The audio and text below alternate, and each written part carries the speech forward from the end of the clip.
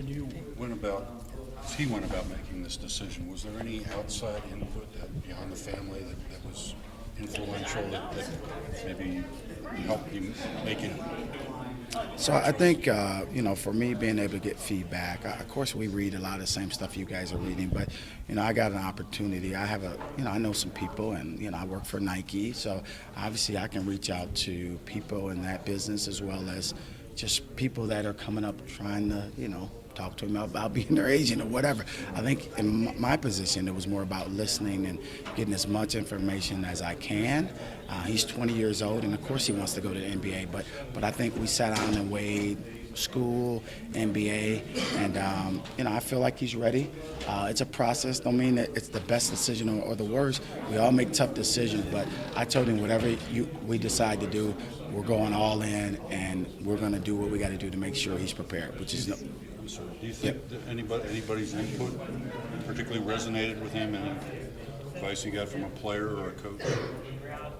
I don't know. I'm sure Coach Cal and Uncle Kenny, who he calls him now, and I think that they definitely probably had good conversations with him. I think Cal's belief in him, Cal just his confidence. When a coach is just like, if my boss was out there saying those things about me, I probably could get a raise. But for his coach, and as respected as Cal is, and obviously his eye for talent, right, based on the number of NBA players he has, for him to go out and say what he said about Tyler, and for Tyler to hear that, and then he's pretty smart too. He's watching the game, and he's played against some guys in the league that come back here.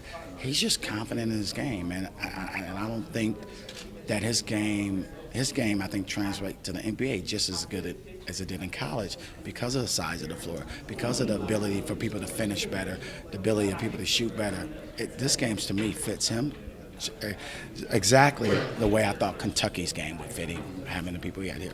Mid-season, Cal's talking about him being gone as kind of the fait accompli.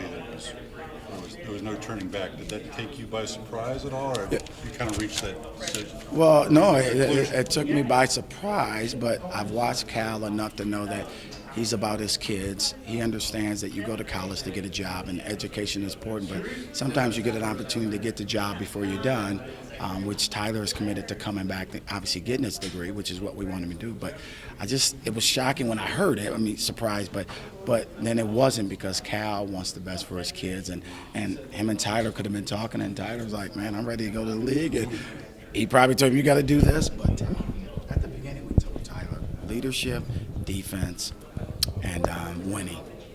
Obviously, his leadership, check. He told you that. Defense, he won Defensive Player of the Year. Third thing was winning. They won 27 games. So at the end of the day, he did what we asked him to do. We had that conversation because I think as a point guard, that's what's going to get him to the league. And then obviously all the other things. He showed he could score when they needed him to. If we had a couple other guys scoring more, Tyler would have deferred more.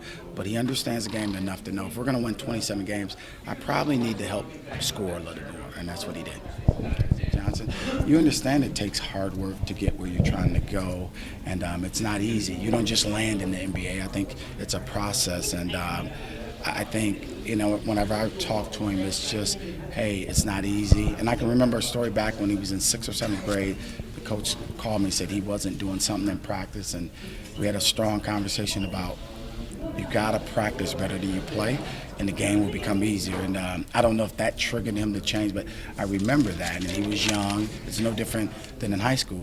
We told him, you got to work out every day, man. You got to really put in your craft. And so, again, he deserves a lot of credit because he just did what I asked him to do. But I think he was so motivated to get to a school like Kentucky. I mean, to get to the NBA. And even when he was an 8th grader, people said he wouldn't start his first year of varsity. He went out on the court. I asked the coach, because I didn't think he was going to start. I got to the game. He was in the starting lineup, and 2 weeks later, I said, Coach Taylor, what happened? Why is he starting? He said, I couldn't keep him off the guys in practice. He dominated every practice.